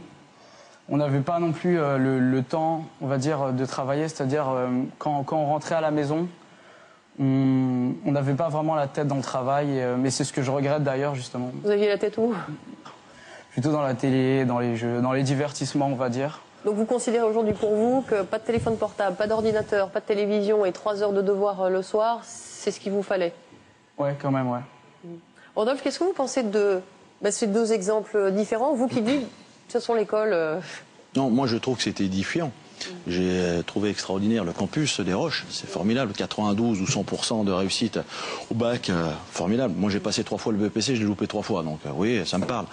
Mais je voudrais savoir combien il y a de boursiers aux Roches. Je voudrais savoir, est-ce qu'on... Monsieur Kaminski, président des Roches? Oui, alors, il y a des boursiers aux Roches? Absolument. Combien? Chaque année, on donne à peu près 50... Il y a 50 bourses qui sont attribuées, ce qui représente à peu près 200 000 € par an. Mais ces bourses sont accordées d'une façon donc extrêmement discrète et personne ne sait qui en bénéficie. Sans dire qui en bénéficie, mais quels sont vos critères? D'après le salaire des gens. Donc... en priorité, donc ce sont les bons et les très bons élèves et ceux qui ont des salaires modestes et très modestes. Il y a même un certain nombre de gratuités donc, à l'école, mais personne ne le sait. Rodolphe Pedro. On voit très bien qu'avec l'encadrement de ces jeunes, que ce soit Thibaut ou les autres, on voit très bien qu'avec un encadrement, on arrive à un résultat. On voit très bien l'autre directeur du collège qui fait... Monsieur Hénon qui est là. Oui, qui fait un boulot extraordinaire. Il est avec nous. Oui, qui a enfin compris que l'éducation, il fallait qu'on présente, qu'on mette en relation le monde du travail réel, et il le dit, il va présenter, et ça c'est quelque chose d'indispensable. Mais attendez, reprenons un exemple très concret du reportage, qui est édifiant et à la fois assez choquant même. Quand on entend Marina qui a... combien Marina? 16 de moyenne, combien? 16,64. 16,64. Je ne voulais pas oublier les 64. C'est plus de 16,5 de moyenne. C'est-à-dire qu'on est au-delà de la mention très bien, par exemple, plus qu'au baccalauréat, par exemple. Elle veut devenir graphiste. Et ce que vous lui proposez, en tout cas ce que l'éducation lui propose, c'est d'assister à la journée de la métallurgie. Et vous essayez même de les convaincre, et vous faites votre métier de manière remarquable, que voilà, c'est ça le monde du travail, et peut-être il peut y avoir des débouchés dans ce secteur. La journée de la métallurgie, si vous voulez, elle a plusieurs fonctions. Le but d'une de ces journées, c'est surtout pas d'enfermer les enfants dans des filières qu'on leur présente ce jour-là. Non, j'ai pas dit ça. Je dis simplement que là, c'est un exemple frappant. Oui. On sent qu'il y a une... Oui, mais d'autres choses... Un hiatus formidable, quoi. D'autres choses leur seront présentées à d'autres moments. Richard Descours, vous êtes le patron de Sciences Po. Le grand public vous connaît de plus en plus parce que ça fait 8 ans maintenant, je crois, que vous avez ouvert une filière pour les élèves qui viennent des lycées de ZEP, de zone d'éducation prioritaire. Quand vous entendez ces différentes réactions et des gens qui ont des parcours formidables, incroyables, comme celui de Rodolphe Pedro qui ne croit plus en l'école. Les Roches, c'est très bien, mais je voudrais dire aux millions de téléspectateurs qui nous regardent, ça n'a rien à voir avec l'éducation nationale. Si on avait les moyens en France, pour chaque élève dans le système éducation nationale publique, de mettre 20 000 € par an, on n'aurait pas de problème d'éducation nationale. Ça ne veut pas dire que ça ne marche pas, votre affaire, ça marche très bien. Mais juste, on ne peut pas l'étendre à 15 millions de jeunes qui sont aujourd'hui scolarisés dans l'éducation nationale. Donc il faut trouver les méthodes pour maintenir le choix de l'orientation, pour donner de l'ambition aux jeunes. C'est vrai, je me souviens d'une jeune femme qui arrive à Sciences Po et je lui demande pourquoi elle se retrouve là, quel est son parcours. Elle me dit, quand j'ai rencontré quelqu'un pour l'orientation, j'ai dit je veux être médecin. On m'a répondu, écoute, toi, infirmière, ça sera bien. On n'est pas à égalité devant l'arrivée si déjà en classe de 3e, On dit à une jeune fille qui a envie d'être médecin et pourquoi pas un jour. C'est exactement ce qui s'est passé pour Sandy. Non, Sandy qui voulait être vétérinaire et elle a dit aujourd'hui c'est pas possible, c'est ça? C'est ça. Vous y pensez encore maintenant? Moi, maintenant vétérinaire, je sais que j'y arriverai pas parce que voilà, il est trop tard, mais je vais compter en tant que loisir. C'est-à-dire je vais m'occuper des animaux, mais en tant que loisir. C'est dur d'entendre ça, d'entendre que c'est trop tard. Alors, d'abord, je crois pas une qu'on jeune fille comme ça. On ne peut jamais dire que c'est trop tard. Richard, on peut pas tout remettre aussi sur le fait de dire que l'éducation nationale n'a pas assez d'argent. C'est trop facile, ça. On a construit des diplômes qui ne servent à rien. On a envoyé des jeunes dans des facs qui ne servent à rien, pour ceux qui ont réussi à avoir des bacs. On a fait des bacs de merde qui ne servent à rien. Non mais attendez, il faut quand même se remettre un peu en question aussi. Parce que moi, en tant que chef d'entreprise, si je fais les conneries que l'éducation nationale a fait, ça fait longtemps que j'en ai posé le bilan. Est-ce qu'on peut dire qu'à la fois à Westhoek, chez M. Hénon, et Orange, chez M. Kaminski, ils ont un problème commun, à l'inverse l'un de l'autre, qui est celui de la mixité sociale? Je pense que de toute façon, quand dans une société démocratique comme la nôtre, les groupes sociaux sont séparés les uns des autres, on va droit à la révolution. Novembre-décembre 2005, c'était il n'y a pas longtemps, le gouvernement de l'époque a dû décréter l'état d'urgence en France pendant 2 mois. Donc si on ne recrée pas les conditions de la mixité sociale dans notre pays, on va nécessairement au clash social et de plus en plus violent et de façon de plus en plus large. Vous êtes d'accord, et l'un et l'autre, M. Hénon? J'aurais voulu quand même réagir sur ce que disait Rodolphe. Enfin, je comprends un petit peu le ressenti qu'il a vis-à-vis de l'éducation nationale, hein, mais vous le comprendrez aisément, j'y crois. J'y crois à l'éducation nationale. Alors après sur le cas de Rodolphe, Rodolphe a un parcours exemplaire. Moi, je suis extrêmement admiratif. On parlait tout à l'heure d'exemple. Moi, je suis un petit peu circonspect parce qu'un exemple, c'est quand même quelque chose que l'on peut reproduire à l'infini. Or, j'ai quand même le sentiment que Rodolphe, vous êtes quand même de l'exception. Vous êtes une exception. Vous êtes un Zidane. C'est pas une exception. Des Rodolphe Pedro, il y en a plein dans nos quartiers. On a des pépites dans nos quartiers. Il suffit juste qu'on leur donne parfois la possibilité de s'exprimer. C'est ce que j'essaye de faire à travers l'université que j'ai créée. Mais surtout, ce que je tiens à dire, monsieur, c'est que bien souvent, on est dans la sanction systématique dans notre système du diplôme. Si vous n'avez pas le diplôme, vous n'accédez pas au type de métier que j'ai actuellement. Si vous n'avez pas le diplôme, vous ne pouvez pas faire ceci ou cela. Et c'est pas possible. C'est des énergies entières qu'on gâche. Alors on va se retrouver évidemment tout à l'heure pour continuer à parler de tout ça. On va découvrir d'autres personnages que nous avons suivis aussi, les codes et le réseau. Peut-on réussir sans avoir ni l'un ni l'autre? C'est plus compliqué, mais c'est pas impossible. La réussite en héritage, 3e partie.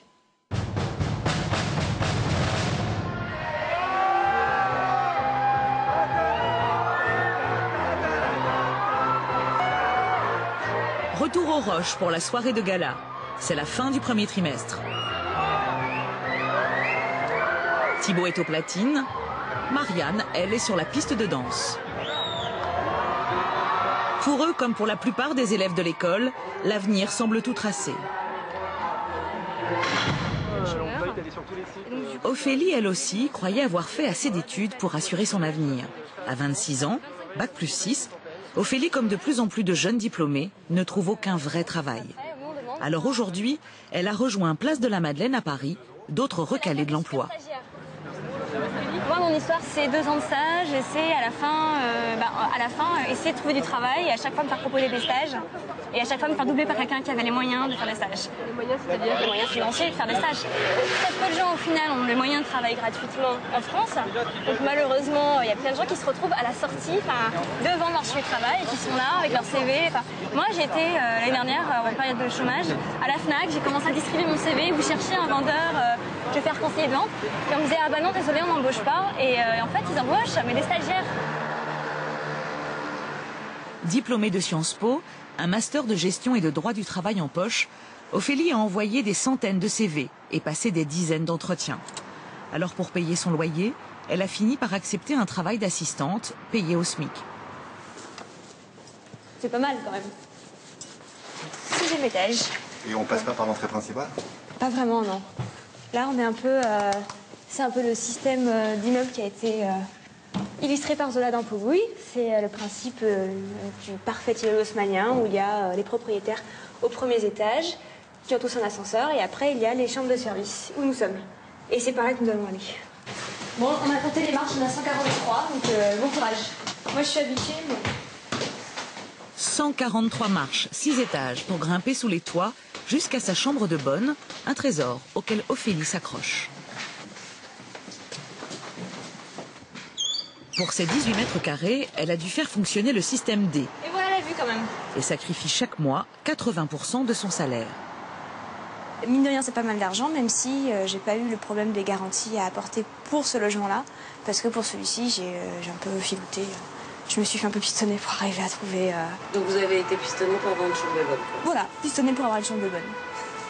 C'est ça le monde moderne. En France, ils sont plusieurs centaines de milliers de jeunes diplômés à survivre de stage en stage, comme Ophélie l'a fait pendant 2 ans. Moi, je viens du sud de la France et j'ai été élevée par ma mère, qui a 3 enfants, qui a un salaire correct, bien, mais qui est largement insuffisant pour gérer 4 personnes, quoi. 4 personnes, un logement, plus le logement du premier qui part faire des études, plus le logement du deuxième qui part faire des études, plus le logement du troisième qui part faire des études. Moi, je sais que doucement, je suis allée de la classe moyenne vers vraiment, ça fait des années que je suis en dessous du seuil de pauvreté, quoi.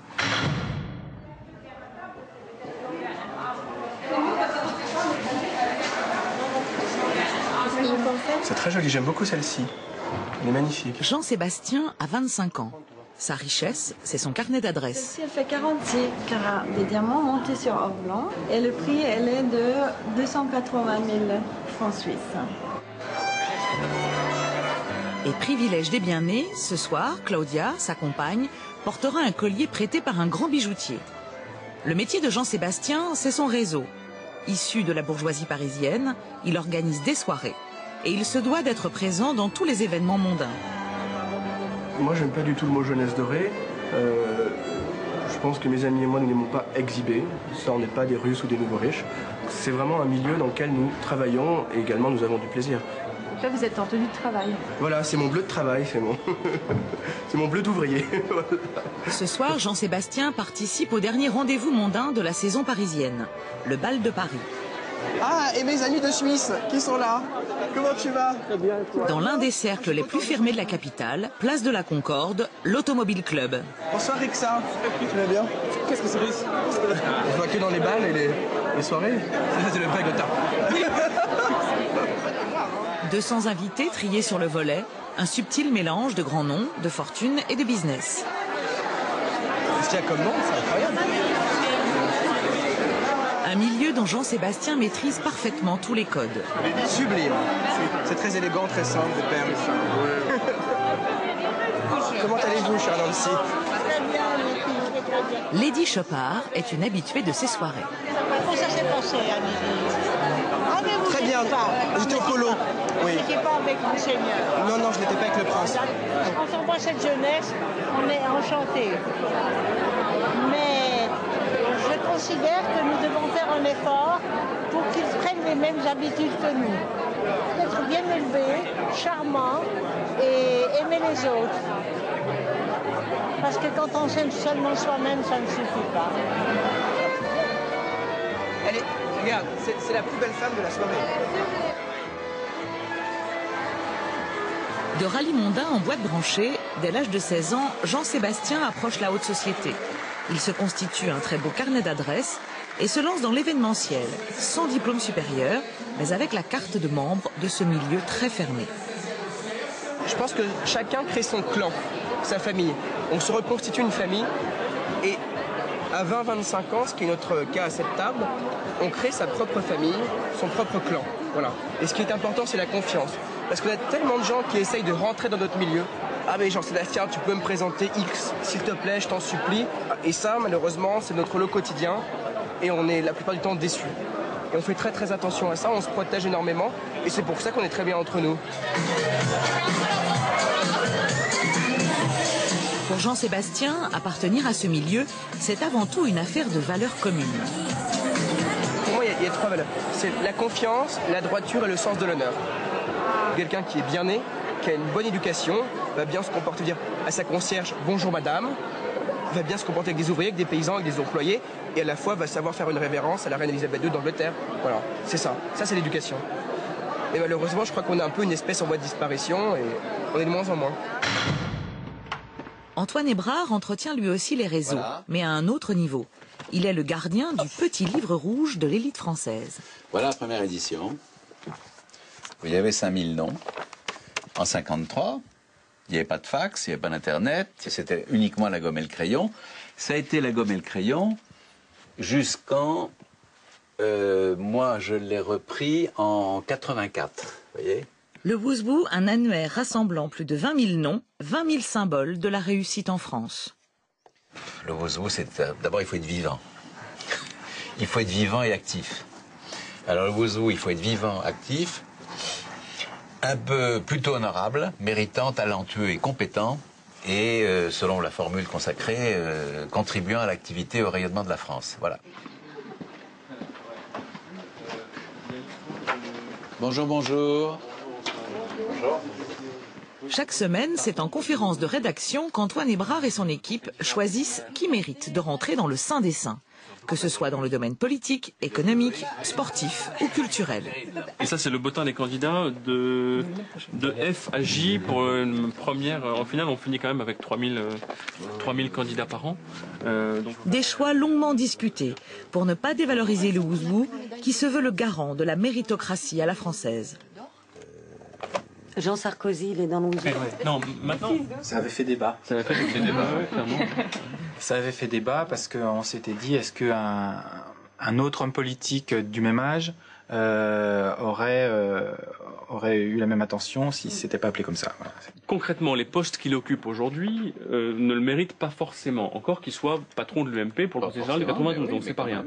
Mais ce qu'on a estimé, c'est que c'était quelqu'un dont on entendrait parler pour les 20, 30, 40 prochaines années et qu'il avait toute légitimité dès maintenant à être là par rapport à la dynamique dans laquelle il se trouve. Même si on a les trois fils Sarkozy aussi, hein, pas les fils de Nicolas, mais les fils de Pal. Et ils ont tous contribué au rayonnement de la France. Ah bah oui, celui qui est président de Médéric par exemple en ce moment, dont le prénom m'échappe, c'est une énorme mutuelle, c'est complètement normal, le Guillaume Sarkozy, et le troisième qui est un médecin extrêmement renommé, François Sarkozy, donc c'est tout à fait, ils ont leur place dans le Wouzbou complètement. Il y a des familles assez impressionnantes. Bien sûr. Les Margerie, les Giscard d'Estaing, il y a vraiment des familles là pour le coup de gens excellents. Il y a les Mitterrand, les Dormesson, la réussite elle est inculquée, elle est picousée chez les gens. Voilà. Hein. Il y a des gens ça peut se faire naturellement dans une ambiance d'excellence, mais là aussi il y a plein de raisons. Ça peut se faire aussi avec des gens qui ont des revanches pas possibles à prendre et qui ont envie de tout casser, quoi. Voilà, qui y arrivent. Donc il n'y a pas une seule façon d'y arriver, mais c'est certain que l'environnement de départ, oui, compte, soit parce qu'on a toujours vu tout le monde autour de soi réussir. Si les 4 frères sont polytechniciens, il y a un moment on a quand même un peu la pression, quoi. Donc, voilà, ça existe. Être fils d'eux, c'est pas forcément un avantage. Non, j'en suis, moi je le vois, hein. Je vois des enfants d'eux, des fils d'eux, qui n'arrivent pas à sortir, ils sont castrés par la notoriété. Vous voulez dire qu'être fils d'eux, c'est parfois plus compliqué que... Ça peut être plus compliqué d'avoir tout à perdre. Ophélie croyait avoir tout à gagner à faire des études, comme la trentaine d'étudiants qui cet après-midi déménagent d'un squat à l'autre. Ça peut aller là-dedans. Qu'est-ce que vous faites là alors? On déménage. Donc là, on a réussi à réquisitionner un bâtiment qui est pas très loin d'ici, Place des Vosges. C'est un ancien hôtel particulier de 2000 m². Où a vécu les marques 1300 excuse-moi. C'est un hôtel particulier de 1300 m², où a vécu la marquise de Sévigné. Et donc c'est un endroit magnifique et on va essayer de reconstruire quelque chose là-bas.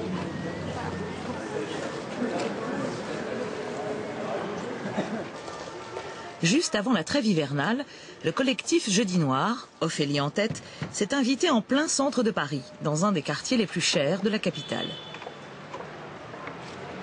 Pour pointer du doigt les 2 millions de logements vacants en France, ils ont réquisitionné ce magnifique hôtel particulier.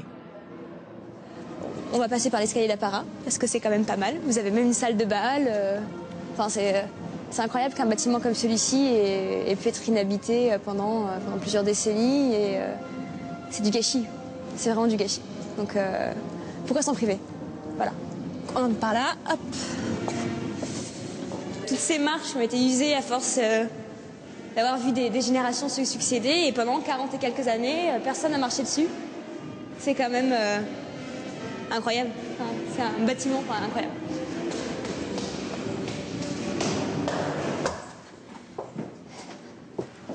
C'est quand même dommage de laisser ce magnifique parquet se détériorer comme ça. C'est vraiment puis faire pitié, quoi. Alors ici, c'est ma pièce préférée et la place des Vosges, juste là. Voilà. On est voisins avec Jack Lang et Dominique Strauss-Kahn. Ça va. En tout cas, ils sont discrets, ça va, on les entend pas trop. Beau voisinage. Les 30 jeunes qui vivent ici sont étudiants ou jeunes travailleurs. Ils n'ont ni les moyens ni les garanties suffisantes pour se loger, même dans une chambre de bonne, comme Ophélie. Allez, on va voir les chambres. Bon, je vais voir s'ils peuvent, parce que mine de rien, on va pas les déranger, c'est quand même... ils habitent là, quoi.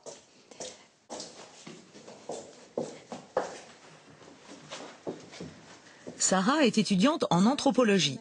Elle est arrivée au squat dès le premier jour. Vous êtes là jusqu'à quand alors, vous pensez? L'espoir, c'est jusqu'à mi-mars, enfin la fin de la trêve hivernale, parce que ça permettrait de, au moins quelques mois, pouvoir se concentrer. On a les examens, voilà, là on arrive en fin de semestre. Enfin, moi c'est vrai que si j'ai pas pensé à ça avant la mi-mars, ça me permet de passer les périodes d'examen, etc. Sans patrimoine, sans réseau, tous comme Ophélie ont du mal à trouver leur place. Pourtant, ils ont le sentiment d'avoir tout fait pour réussir. J'ai fait des choix très rationnels. Moi j'ai fait Sciences Po, je suis spécialisée en propriété intellectuelle, je me suis spécialisée en gestion, j'ai appris 4 langues. J'ai essayé de mettre toutes les chances de mon côté quand même. Enfin, j'ai un peu l'impression que j'ai tout fait pour faire les choses bien, quoi. Voilà, Sciences Po par exemple, c'est censé être la voie royale. J'ai économisé pour faire Sciences Po. Enfin bon, bref, ça m'agace rien que d'y penser. Quand je pense à l'investissement que j'ai fait pour rentrer à Sciences Po en me disant que c'était le choix rationnel par excellence, oui, à la fin, vous vous rendez compte que si vous n'êtes pas pistonné pour rentrer dans une administration ou si vous n'avez pas vos parents derrière pour vous payer une école de commerce, Sciences Po aujourd'hui ça mène à rien. Et carrément quoi, ça c'est certain. Habitante du squat, sans aide de sa famille, Lila cumule des études et des petits boulots pour assurer le quotidien et préparer son avenir. Les clés de la réussite aujourd'hui c'est la démerde, hein. C'est la démerde carrément, il faut savoir se débrouiller dans ce monde-là. Parce qu'on continue quand même à espérer quoi, qu'il y a... Puis on est jeunes aussi, on va pas commencer à... Oui, on va pas commencer à dire on est nuls, machin. La vie n'est pas finie, enfin bien au contraire. Faut toujours être prêt à se prendre régulièrement des portes dans la figure et à être prêt à les prendre et à faire bon, tant pis, demain on recommence quoi.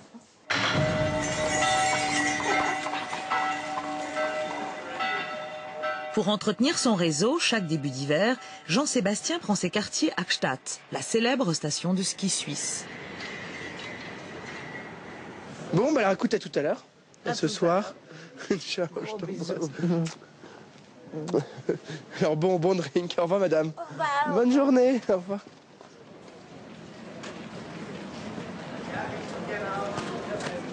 Jean-Sébastien, vous pouvez pas faire un pas sans rencontrer quelqu'un ici, sans... Mais effectivement, Gstaad est un petit village, donc on croise beaucoup d'amis tous les 2 mètres. C'est ça qui est sympathique, parce qu'il y a une dimension vraiment de village, et c'est un cocktail géant en fait, Gstaad. Ça pourrait être une colonie de vacances pour milliardaires, effectivement. Jean-Sébastien vit grâce à son carnet d'adresses. Il édite également un magazine People à destination du Gotha. Vous allez où là? Là, je vais au kiosque de la gare de Gstaad vérifier si People and Gotha est bien arrivé et son emplacement. Un magazine où les invités de ces soirées apparaissent inévitablement en photo. Très bien, on est très bien placé. Côté de Paris Match, Vogue, c'est l'emplacement parfait. Si on devait faire la liste des 5 endroits les plus importants où vendre votre magazine? Oui, bon, c'est Paris, naturellement, Paris 8e, 7e, Monaco, Saint-Tropez, Gstaad à Genève. Maintenant, People and Gotha peut être lu par une concierge ou par une femme de la grande société. Il n'y a pas vraiment de lectorat type, bien que ce soit un lectorat CSP++, majorité. Quand il est à Gstaad, Jean-Sébastien fréquente les plus beaux chalets privés et les plus grands hôtels. Bonsoir. Bonsoir. Vous allez bien? Bienvenue. Ça va? Oui, très bien, je vous remercie. Une bonne journée de ski.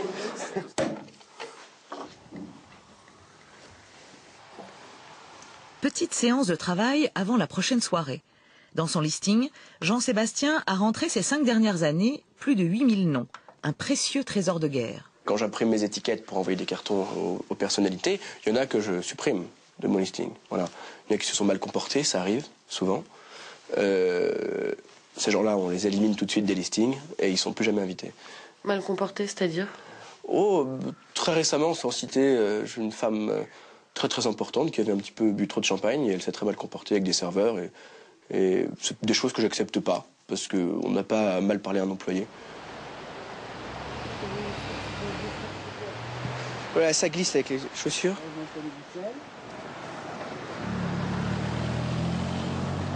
Ce soir, c'est Jean-Sébastien, le maître de cérémonie. Il organise un cocktail chez un grand bijoutier suisse. Ah, notre princesse. Sébastien, comment vas-tu? Princesse, héritier, patrons influents, Jean-Sébastien a choisi une 50aine d'invités, le gratin de Stade. Bonsoir madame. Bonsoir. C'est Robin qui est l'éditeur, qui est le fondateur. Je suis content que tu sois venu. Ça va? Oui. Ça va. Bonjour. Semiramis Pekka. C'est une personnage très connue en Turquie. Ah d'accord. Madame quand? Ça s'est fait par un bouche à oreille, très élégant, par des amis choisis, par moi-même. C'est comme ça qu'ils sont venus au fur et à mesure. Il n'y a pas eu de carton, c'est encore plus chic. Il faut que le cocktail garde une certaine confidentialité pour qu'il y ait une qualité de l'événement avec des gens de qualité. Déjà à Gstaad on a un problème en moins, c'est-à-dire par la localisation géographique on n'a pas de pique-assiette parce qu'ils ne peuvent pas monter jusqu'à Gstaad. J'ai un chalet très modeste. Ouais. Non, mais tu as une vue extraordinaire. Ouais. Grand collectionneur et spécialiste des relations publiques, David Brollier travaille avec Jean-Sébastien. C'est aussi son mentor. Moi, je suis la personne qui lui ouvre certaines portes par mon expérience, par ma notoriété, par ma situation. Donc je lui ouvre certaines portes aussi. C'est normal, c'est une transmission. Je crois que c'est très important qu'il y ait une transmission. Moi, je suis impressionné par les gens qui réussissent, qui travaillent, qui sont acharnés, qui ont de la volonté, comme la famille qui se transmet la joaillerie depuis 4 générations. Je pense que pour moi, c'est ça la réussite, c'est de pouvoir transmettre à ses enfants son savoir-faire et sa réussite, effectivement. Il est 8h30, on fait des prolongations. Mais oui. Ça se prolonge, il y a tellement de monde. On est crevé là. C'est crevé de faire des cocktails. Bon. Je plaisante. C'est une blague. Mais rester debout 2h30. Oh, je rêve. Pense aux vendeuses dans les grands magasins. Oh, non, mais moi je me plains pas. Ouais, moi je me plains pas. Je réalise, voilà. Moi je suis très heureux. On va dîner au Palace d'ailleurs. Ouais.